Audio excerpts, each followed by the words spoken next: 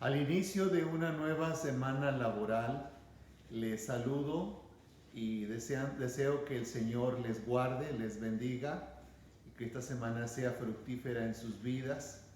Y quiero compartirles este día de la Biblia en un año, la lectura del devocional de este día correspondiente al lunes 18 de mayo.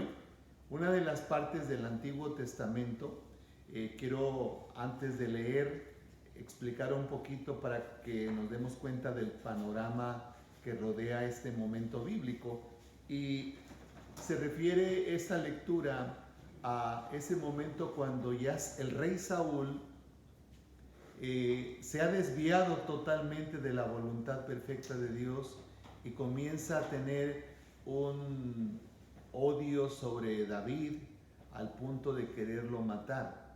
Entonces David tiene que irse del palacio definitivamente y se pone de acuerdo con Jonatán, quien le da una señal en donde sí Jonatán comprueba que su padre desea matarlo.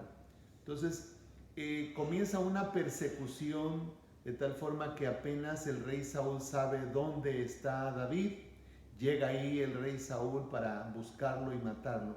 Y hay un momento muy difícil, y es la parte que yo quiero leer, en donde el rey Saúl junto con su ejército, porque iba con todo el ejército, acorraló a David y a los pocos hombres que traía con él.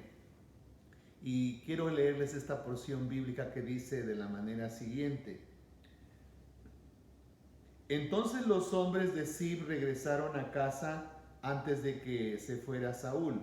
Mientras tanto, David y sus hombres se trasladaron al desierto de Maón, en el valle de Arabá, al sur de Jesimón. Cuando David se enteró de que Saúl y sus hombres lo estaban buscando, se internó aún más en el desierto hasta llegar a la roca grande y permaneció allí en el desierto de Maón, pero Saúl andaba tras él en el desierto. Saúl y David se encontraban en lados opuestos de una montaña.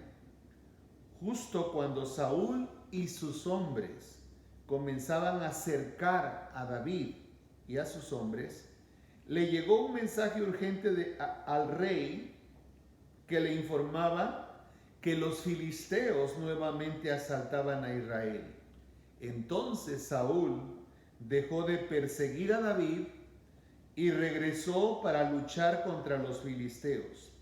Desde entonces, el lugar donde David acampó se llama Roca de Escape. Después David fue a vivir a las fortalezas de Engadi. Lo que acabo yo de leerles es un momento muy difícil para el rey David, o para David, porque todavía no era rey, sino que difícil porque el rey Saúl iba con todo ese ejército. Y por lo que acaban ustedes de escuchar, acorraló a David y estaba a punto de aprenderlo. ¿Y cuál era la principal razón de encontrarlo? Pues matarlo. Nosotros sabemos que Dios no lo iba a permitir.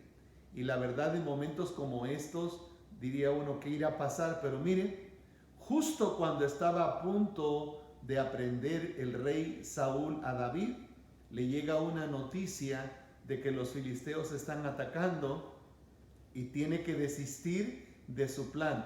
Y yo veo ahí la intervención del Señor. Por eso es que cuando nosotros leemos algunos salmos, uno encuentra expresiones que si no tiene uno el antecedente de la experiencia que tuvo David, no los entendería. Pero por ejemplo, hay muchos salmos en donde David habla de la protección de Dios. Por ejemplo, Salmo 90, Salmo 140, Salmo 17, Salmo 27. Por ejemplo, en el Salmo 17 hay una expresión que dice: yo te he invocado por cuanto tú me oirás, oh Dios. Inclina a mí tu oído, escucha mi palabra. Muestra tus maravillosas misericordias. Tú que salvas a los que se refugian a tu diestra, de los que se levantan contra ellos. Guárdame como a la niña de tus ojos. Escóndeme bajo la sombra de tus alas, de la vista de los malos que me oprimen, de mis enemigos que buscan mi vida. No entenderíamos nosotros la expresión de David al escribir estos salmos si no viéramos los antecedentes y las experiencias que él tuvo, porque fue un acoso continuo del rey Saúl con deseos de encontrar a David para matarlo. El Salmo número 27, David expresa lo siguiente: cuando se juntaron contra mí los malignos, mis angustiadores y mis enemigos para comer mis carnes, ellos tropezaron y cayeron.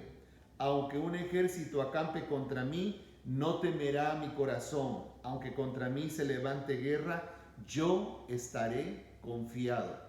Y yo creo que estos salmos fueron inspirados en experiencias que tuvo David de momentos críticos en donde solamente la intervención de Dios fue la única que los salvó y los sacó adelante. Entiendo que muchas veces nosotros nos encontramos en situaciones similares.